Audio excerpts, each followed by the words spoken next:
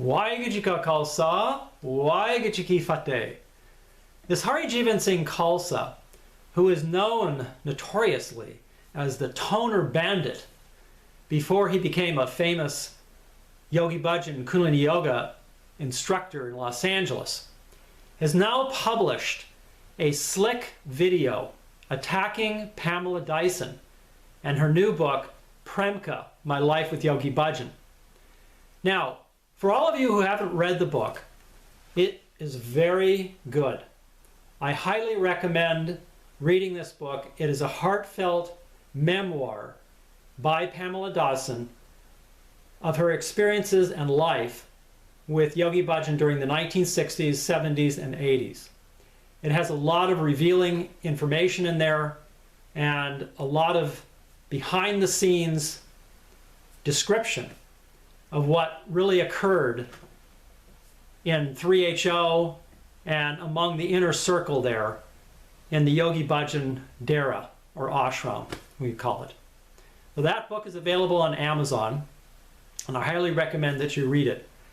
There have been a lot of attacks against Pamela, as you can well imagine, by the Yogi Bhajan hardcore cult followers, as I call them, or Bhajanists. And they feel extremely vulnerable because there's a lot of truths that are coming out as a result of Pamela's book.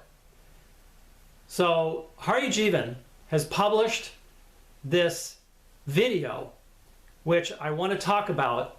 It has many misinformation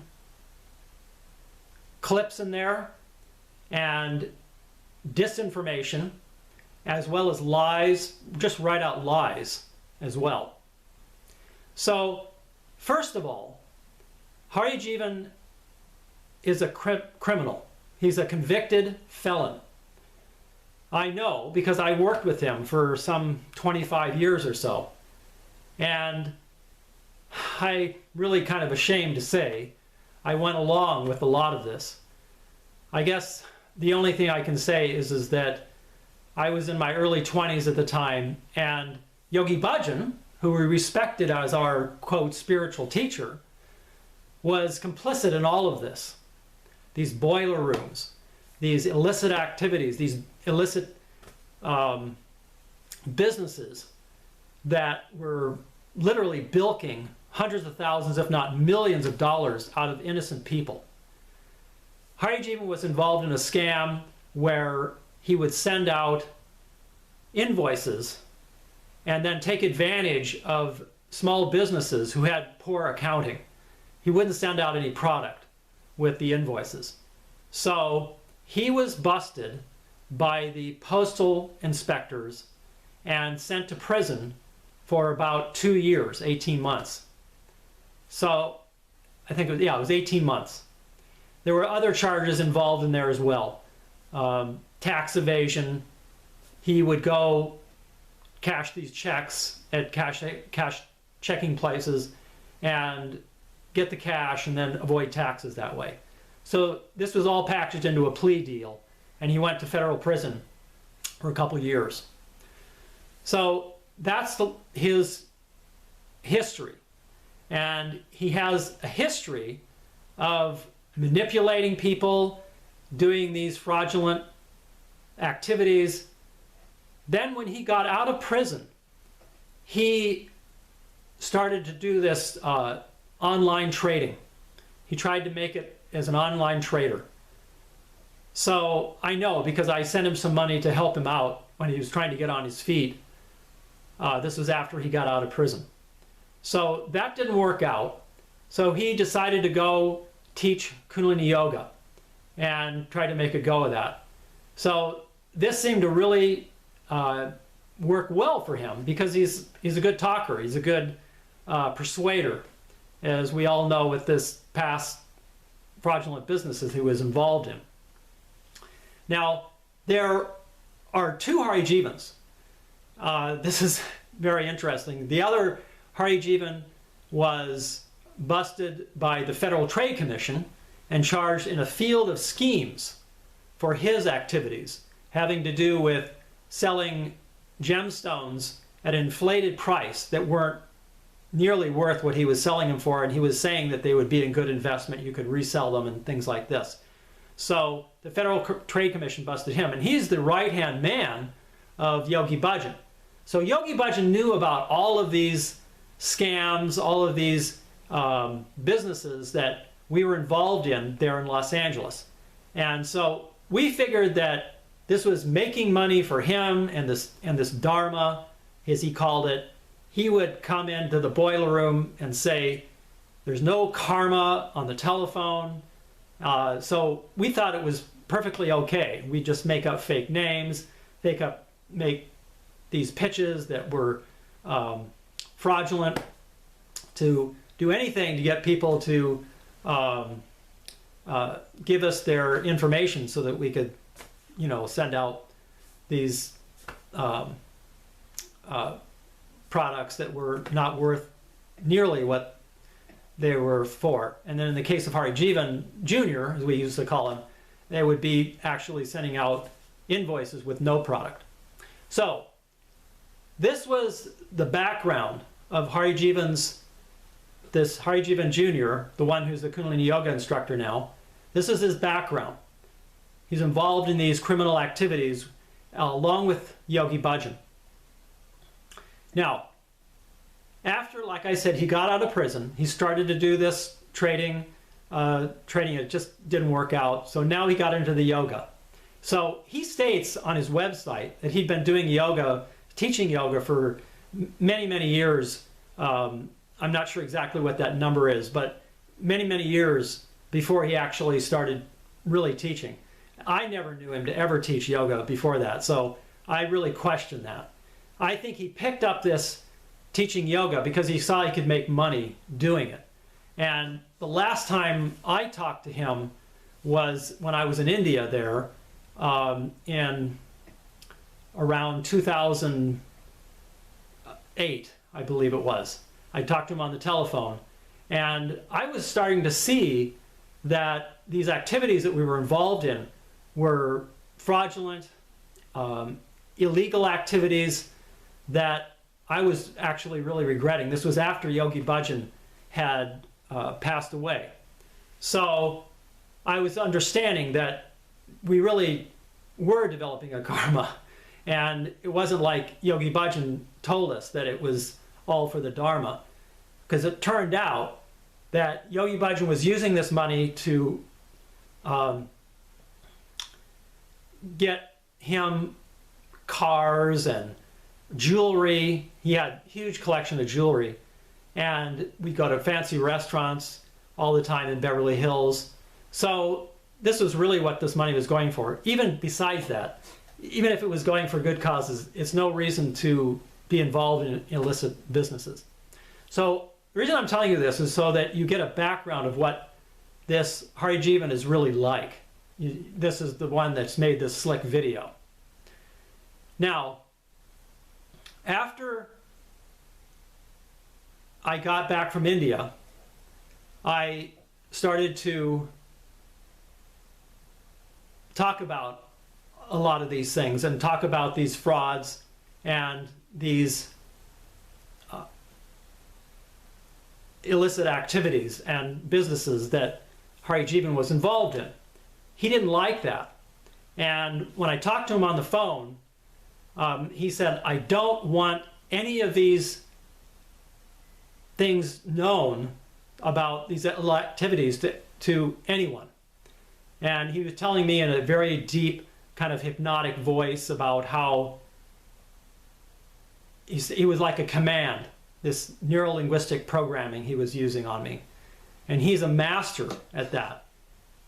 I know how this works because I'm certified and was certified in 1980 to practice this neuro-linguistic programming, as it's called. And it's a technique where you can manipulate people. You can implant in the subconscious subliminal messages and commands so that you can get people to do what you want them to do, basically. It is not something that I continued to do. I was very disturbed, actually, by what I saw at this course in 1980 when I went to the course, the NLP course at Santa Cruz University. This Grinder and Richard Bandler were the top people there teaching this course. And Harijiwan really took on to this NLP. And you can see it in his video that he's produced here that attacks Pamela. It uses subliminal messages. There's very soft music that is playing in the background, this white sun. Sadly, he's used them to create this atmosphere where you feel very relaxed and you are very susceptible to these hypnotic messages, the subliminal messages that are implanted by Harijiwan in this video. So anyway, when I talked to Harijiwan the last time, he used this NLP on me. And he said in this very kind of hypnotic voice, says, I do not want this information out there about my past, something like this. And he thought he was going to command me to stop exposing his crimes. I wrote to actually called the Attorney General's office in Colorado and got all of the documents having to do with his case. They're all published on the internet, and you can see exactly the charges that he was charged with, exactly what restitution he has to pay, and he's still paying it, by the way, as far as I know. I have to check and make sure. So these were all things that he did not want to be exposed. So let's get to the video itself. In the first part of the video, he gives Yogi Bhajan sitting there giving one of his lectures. And Yogi Bhajan was a master at this manipulation and implanting these subconscious messages as well. He would have us all lie out after a really vigorous yoga class, and then he would play the gong. And this made us more susceptible to these hidden messages. He would talk in a very hypnotic and etheric kind of voice. And this is exactly what Harijiwan has learned and used in this video, and uses this also in his classes. I read some very disturbing messages by some of his students where one person said that they were afraid actually to close their eyes because they thought they'd be hypnotized by Harijiwan during this layout session, as they call it. So Yogi Bhajan did this all the time. And it's very interesting to me how Harijiwan claims, and I believe it, he has claimed that he has attended more tantric yoga courses than anyone else. And I think that's true. Harijiwan would travel with Yogi Bhajan every single weekend, to every place all around the world, and take these tantric yoga classes. And I think that he is really under this hypnotic trance, if you will, that Yogi Bhajan placed him in all of these tantric yoga classes that he attended. And you can tell if you watch the video, and I'll put a link to it obviously in the description here, you can tell that Harijiwan Singh is really under the influence of Yogi Bhajan. His life, Harijiwan's life, is completely centered around the legacy and the teachings of Yogi Bhajan.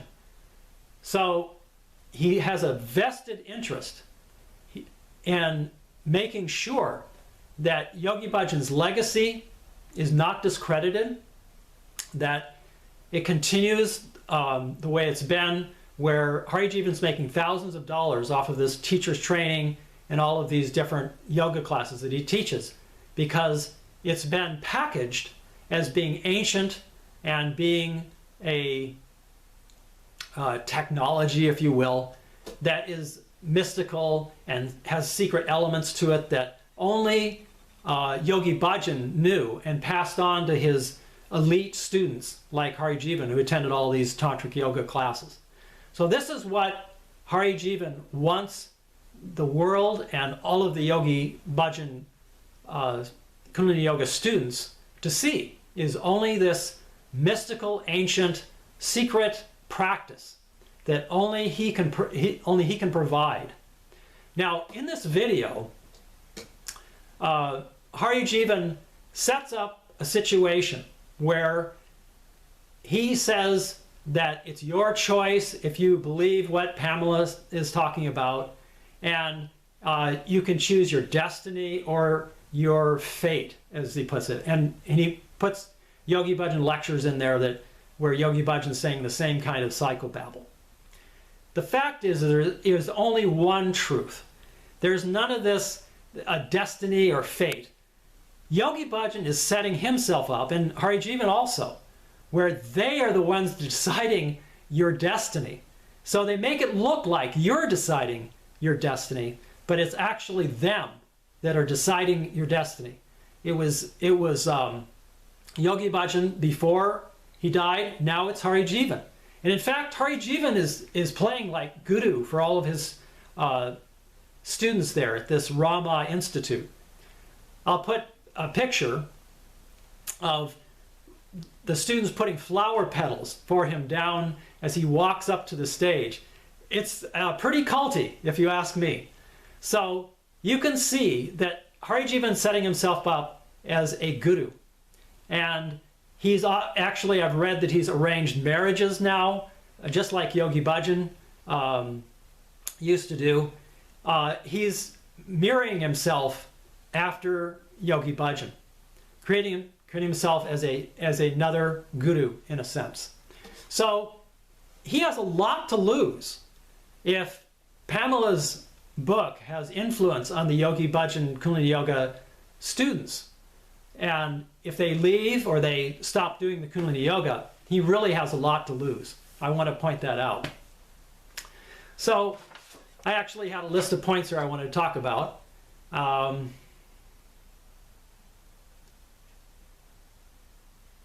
Oh, I don't know if I mentioned, but Harijiwan is an expert at face reading also.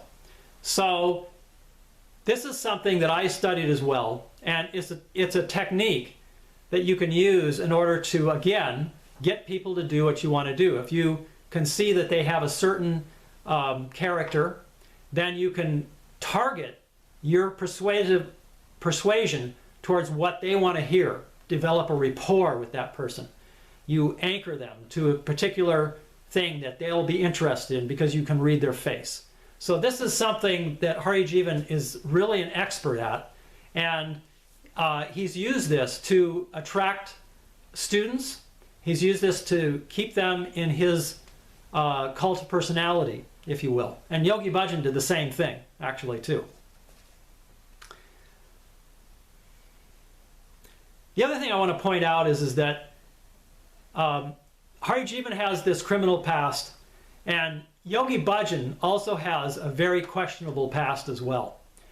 We all know now, or maybe not everybody, but there's a widely circulated academic study by a Philip Deslepi, who interviewed many of the former followers of Yogi Bhajan and the people that were with Yogi Bhajan when he came to the United States, family members, and a lot of people that were around and close to Yogi Bhajan, those were still alive. He interviewed these people. And basically he found that Yogi Bhajan made up a lot of the exercises, the yoga exercises, the mantras, a lot of it, and Kundalini Yoga. He created a fake lineage, and he attributed a lot of this lineage to the Sikh religion by creating this, what he called a golden chain. It is completely false and has been discredited by Sikhs and this academic study as well. Yogi Bhajan claimed that before Guru Nanak, Krishna taught this Kundalini Yoga, and then Guru Nanak was passed on to Guru Nanak, who's a Sikh guru, and that Guru Nanak passed it on to Baba Sri Chand, and then to Guru Ram Das, who's also a Sikh guru, and then eventually Guru Ram Das passed this on in the secret in a dream that Yogi Bhajan had, and Yogi Bhajan continued to channel this Guru Ram Das. It's complete fantasy. Sikhs have said this is completely false. I've read academic studies and scholarly papers by Sikhs that say this is complete fantasy. So Yogi Bhajan was a business person. He was a customs officer in India before he came to the United States, and he met this Swami, Darius Brahmacharya. I'm sorry if I mispronounced his name, but he was the yoga teacher to Indira Gandhi. And so Yogi Bhajan saw this high-profile yoga teacher and saw he was doing really successful. So Yogi Bhajan got this idea: I'll go to the West and I'll start teaching this yoga too, and I'll make a lot of money. So that's exactly what he did. And he made up this fake lineage, made up these exercises to make them unique, to make them look like they were ancient, and that they were some kind of mystical, magical practice that would liberate people. This is what I always say. He said, if you do all these things right, you'll get liberated in 40 days. Well, okay, a lot of people have been doing these exercises in Yogi Bhajan's group for 50 years and have never been liberated. I've never seen anybody liberated. So this was the storyline that Yogi Bhajan created out there. And so he saw that it was being very successful. So he accumulated money, power from this. And as a side, he got a lot of these female secretaries around him and treated them like mistresses. So that brings me to my point in the video that Harijiwan made. He says Premka was named by Yogi Bhajan Premka because it meant beloved. This is not true. I have talked to Punjabis who are obviously fluent in Punjabi language, and they say this Premka name is a very bad name. It's a derogatory, demeaning name that is given to somebody who has a mistress. So Yogi Bhajan, I think he just saw these young, vulnerable Western white women, and he wanted to have a mistress. And that he used Pamela, or Premka as he called her, as a mistress.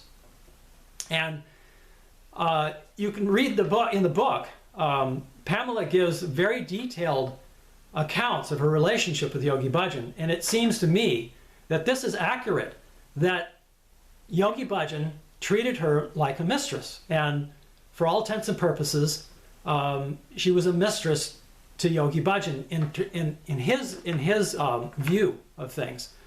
Okay, and Pamela claims that she had his child and then he had it aborted.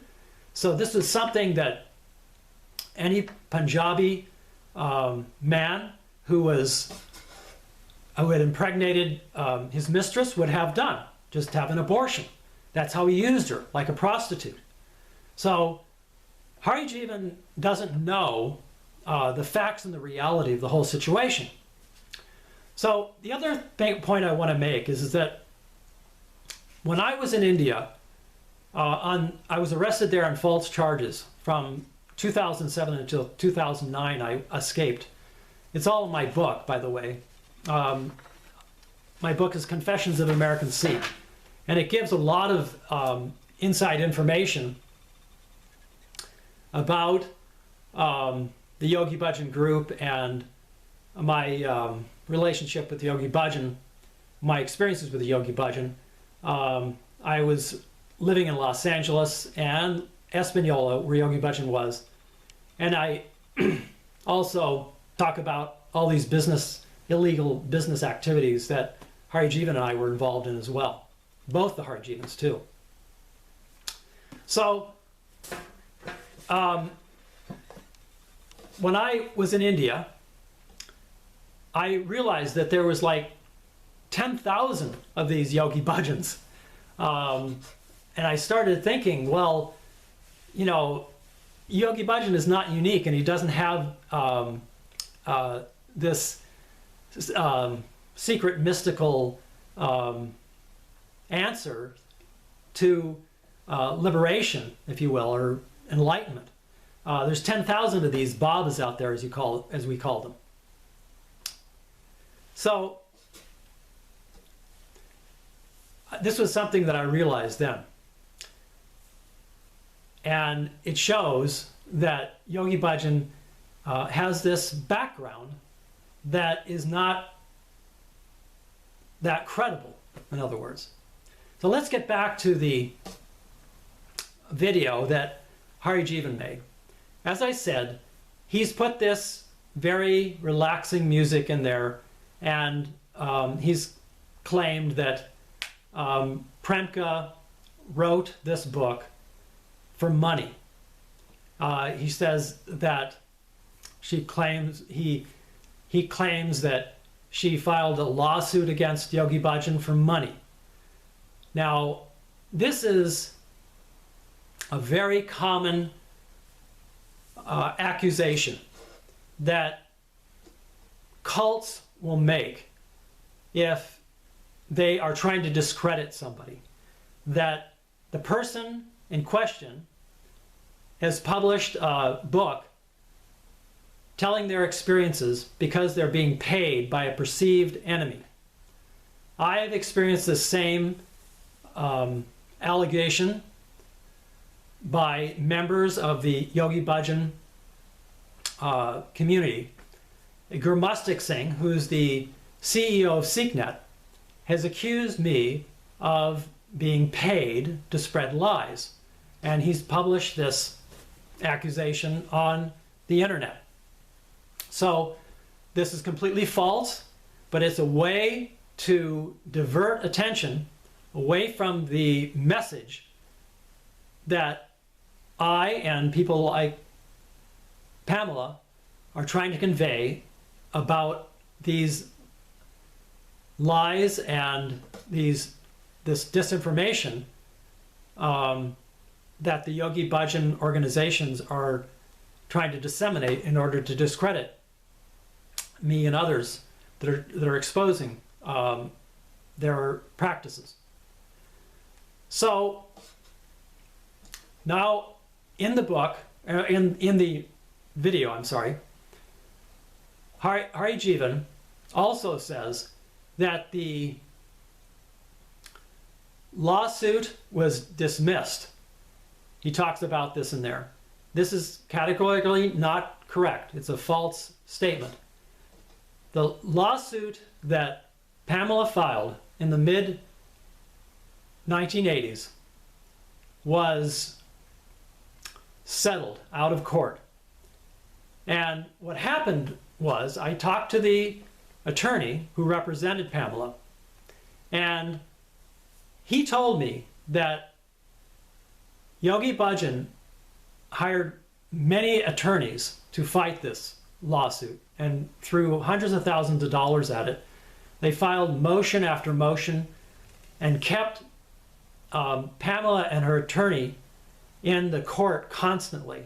It was costing Pamela and this Gursant Singh, who was helping pay for the lawsuit, was costing them hundreds of thousands of dollars, and it was just going on and on and on. So it was just wearing Pamela down. So finally, Pamela decided to settle with Yogi Bhajan. So there was an undisclosed amount paid, I've heard, by other people for Yogi Bhajan. And we really like to know, a lot of us who are interested in this topic, how much was paid and exactly who paid that for Yogi Bhajan. So this amount was paid to Pamela, and she dropped the lawsuit after that. It was never dismissed. It was a valid lawsuit, in fact. So the other point I want to make about this is that Yogi Bhajan would never come to have his deposition taken. The attorney told me, this Peter Gregorios, I think is his name, he's in Pittsburgh. I talked to him about 2010 or so, and he told me that Yogi Bhajan would never come to these depositions. He would get excuses from his 3HO doctors, his doctors that looked out after him, that were part of his group, and they would give him excuses to so he wouldn't have to come to the depositions, that he had health problems. Well, I was on security during the 1980s, there during the time of this lawsuit, and I know for a fact that Yogi Bhajan could have come and testified, because we would go to La Scala and we would go shopping in Beverly Hills all the time. So this was, I believe, a spurious feigning that he was, that Yogi Bhajan was ill and he couldn't come to these depositions. He just didn't want to testify, and testify under the bright lights, as this Peter says, the attorney for Pamela. So now the other thing I want to point out in this video is how the video, in the video, Harijiwan says that Pamela is putting people into a trance with her poetic skill. And I thought it was very interesting. You watch the video, it's like Harijiwan is giving you a subliminal command: be in a trance, be in a trance. So instead of, he's diverting what he's saying, instead of Pamela putting you into a trance, he is putting you into a trance and spellbounding you into this trance during his video. So be very careful and be very aware when you watch Harijiwan's video that this is what he's really up to doing. So there's a couple more points that I want to make about the disinformation that's being disseminated in Harijiwan's video. The first point is how Harijiwan says that Pamela begged for forgiveness and that she retracted her claims in the lawsuit and said they were all lies. Well, according to Pamela, and from what I saw when I was around her in Espanola in 1988, I never saw her beg for forgiveness or apologize to Yogi Bhajan. This is a common narrative that has been put out there in order to discredit Pamela, that she returned to Espanola and begged for forgiveness and said that she lied about the lawsuit. I never heard her say that. There was never any public statement to that effect. But knowing Yogi Bhajan, how I do, I'm pretty sure that he spun this and made this into a narrative that would fit his agenda of putting him in the best light of this whole thing and claiming Pamela had lied about everything. So Pamela, in fact, has commented recently in this Facebook page, Premka, White Bird in a Golden Cage, how she came to Espanola in 1998, only when Yogi Bhajan had relentlessly pursued her, is the way she puts it, and persuaded her to come to Espanola to meet him. So Pamela went there, and the way she describes it, she went in order to try to reconcile with Yogi Bhajan. And this was unsuccessful, the way she describes it, because she saw that he was just the same as he ever was. And so she left there, and she said she never apologized and never said anything that she had lied in the lawsuit or anywhere else. Now, the other point I want to make here is how Harijiwan says in his video that he was attracted to the teachings of Yogi Bhajan because it offered a way to attain happiness and to attain peace of mind. And he quotes a translation that was done by Pamela, really a transliteration of the Gurmukhi Sikh scriptures in the Siddhi Guru Granth Sahib. These are scriptures that were translated or transliterated by Pamela or Premka. And so Harijiwan quotes this. And he says, he admits that he does not know Gurmukhi, and he says Pamela did not know Gurmukhi at the time, which I think is true. So he doesn't understand what the Shabad, or that particular phrase in the Gurmukhi, means.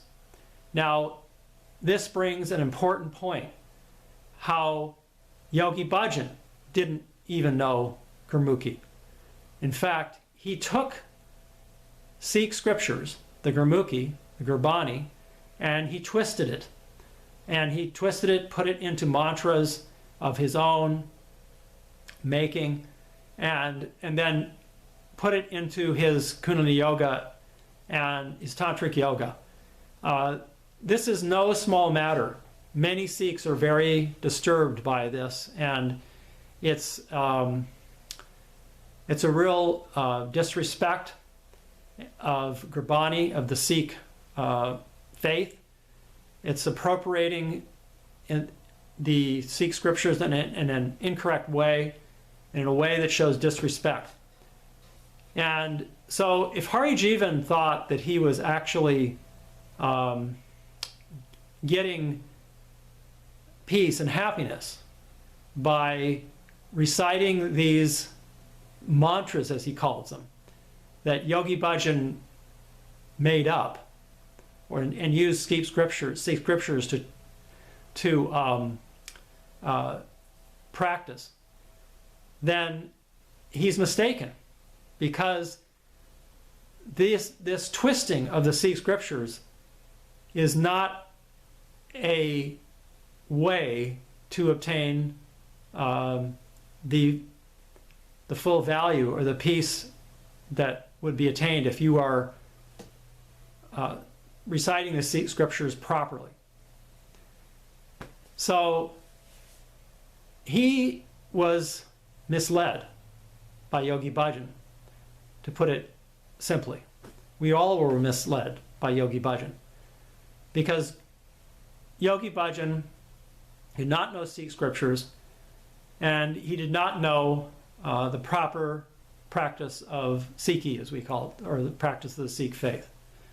In fact, Pamela tells in her book how she was led by Yogi Bhajan into this sacred Amrit ceremony of the Sikhs when she was in Amritsar. I believe that was in 1970, on a yatra with Yogi Bhajan, and she knew nothing about the Sikh religion. She didn't know anything about this ceremony, which is the most sacred ceremony for the Sikhs to take on this Amrit, as they call it. Take the Amrit, which is baptism into the Sikh faith. And by taking this Amrit, you take on the responsibility of following the Sikh code of conduct. And she and the others that Yogi Bhajan led into this ceremony knew nothing about the Sikh faith and how to live as a proper Amritdhari Sikh, as we call them.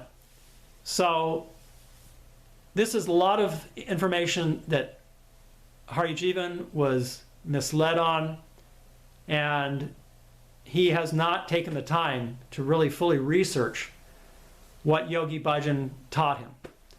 And so for that, he needs to really look deeply into what he is saying. I believe that that's all the points I had about Harijivan's video. Like I said again, it's really a classic example of how you use this neuro-linguistic programming to hypnotize or to plant these subliminal commands into a video like this. Just makes you feel relaxed with the music on the background, and then you're more susceptible to suggestion that, you know, to believe Yogi Bhajan, to believe in this destiny of Yogi Bhajan over the fate of your own consciousness, your own choice. So Harijivan paints Pamela's choice to marry Sri Brahma Singh as fate, and Yogi Bhajan's command of following destiny that's the right choice. Yogi Bhajan's command, following his command. So this is really very, like I said, very usual technique in getting people to do what you want using this neuro-linguistic programming.